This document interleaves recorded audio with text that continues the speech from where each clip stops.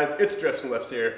So today I'm hanging out with Daniel and Helen at Post Haste Performance here in Chilliwack, BC, Canada, my hometown, and we have Goldie on the dyno. So finally, we're going to be able to see some numbers that Goldie puts down. I know you guys have been waiting a while. I've never put a Volvo of mine on a dyno before and seen what it made. So I'm pretty excited. You know, there's anywhere estimate. I don't even have an estimate that I could really give right now. We're just going to have to see how it goes. Now, Daniel and Helen here at Post Haste, they can tune essentially anything, right? See, my Volvo has a stock ECU, and we may be able to tune it now that we've looked into it. But Daniel does all kinds of tuning, right? Hall tech, anything you throw at him, he can basically make your car have more power. So, what kind of stuff would you go into? Pretty much anything with a standalone is pretty straightforward, pretty easy. We stock a lot of the ECU master stuff here. As far as bang for the buck, that's a nice way to go, but doesn't matter what it is as far as AEM, Haltech, Link, doesn't matter. Yep. If it's got a cable and we can plug it in, then we can pretty much tune it. Perfect. We do some of the OE stuff as well. Obviously Chevy and Ford. Some of the older Honda and this tune is possible as well. Best thing to do is just contact us with your application, and we can see if we can help. Perfect. Yeah. So Daniel, being in the industry for so long and having a lot of experience, he can do anything. So if you guys need a tune and you want your car to go faster, bring it to Post Haste, and Daniel's got you covered. So you guys can get in contact with them here at www.post-haste.ca or Facebook and Instagram. We try and post a picture or so every day on Facebook and Instagram. So check us out. Perfect. Daniel getting the Volvo all strapped down here. So it's 1,000 wheel horsepower, doesn't rip it off the dyno. At least. Yeah. Got the pea shoots on it. They should grip that.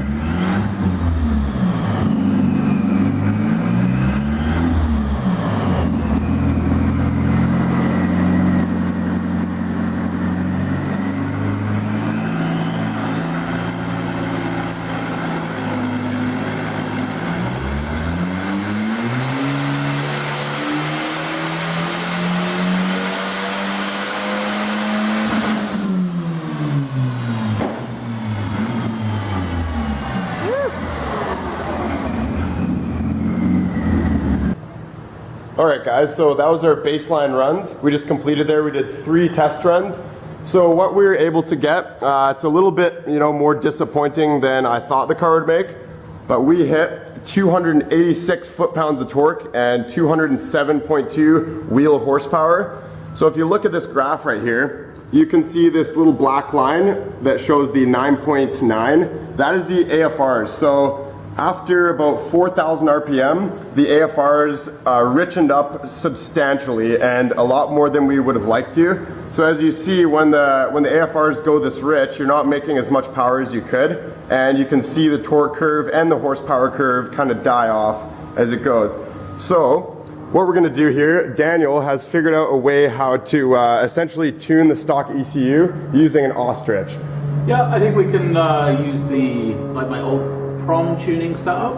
I typically would have used that for GM stuff previously, but I've done a little bit of research. It looks like we can swap out the prom that's in this ECU and maybe do some real-time tuning with it.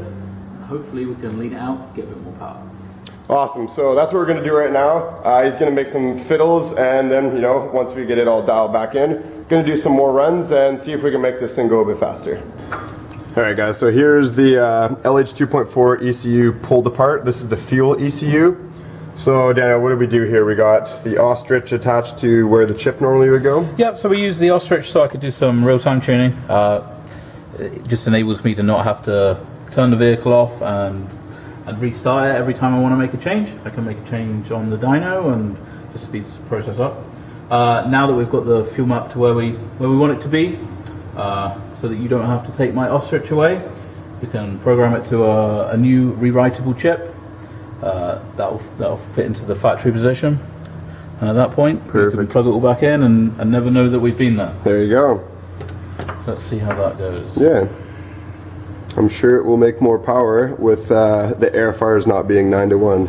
Yeah, it's not all about the power too. As far as I mean, you were rich enough at one point that we were seeing black smoke out of the exhaust. That's right. The engine was misfiring and just didn't want to pull, right? So consistency is also another big part of it.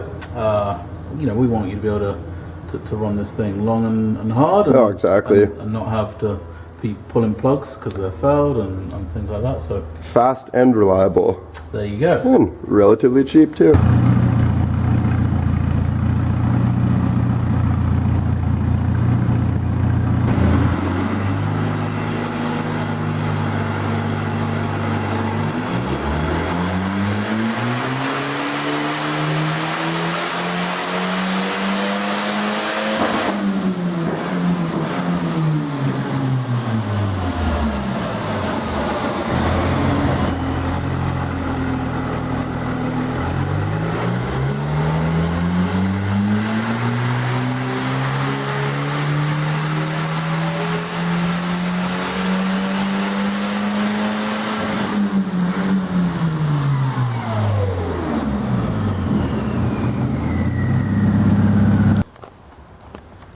Alright guys, so we have come to a conclusion. We got our final pull numbers. So we're just going to compare this chart and show you guys a little bit. That top, the thicker line, top blue line, is how much torque we gained on the same boost pressure with just Daniel tuning this thing and optimizing everything. So we reached 334 foot-pounds of torque over top of the previous 286 foot-pounds of torque. And horsepower, the max we were able to make on the previous, you know, when I first brought the car in here, was 207 horsepower. And as you can see, it dives off there when it went really rich and got all funky on us. And now we made a healthy 236 horsepower to the wheels. So awesome increases. Yeah, I think right? at the sort of 4,500 RPM range here as well, if you just switch back, you've gone from 227 foot-pound up to 295, so it's like a 70 foot-pound. A huge. So you'll certainly notice that on the at that RPM level.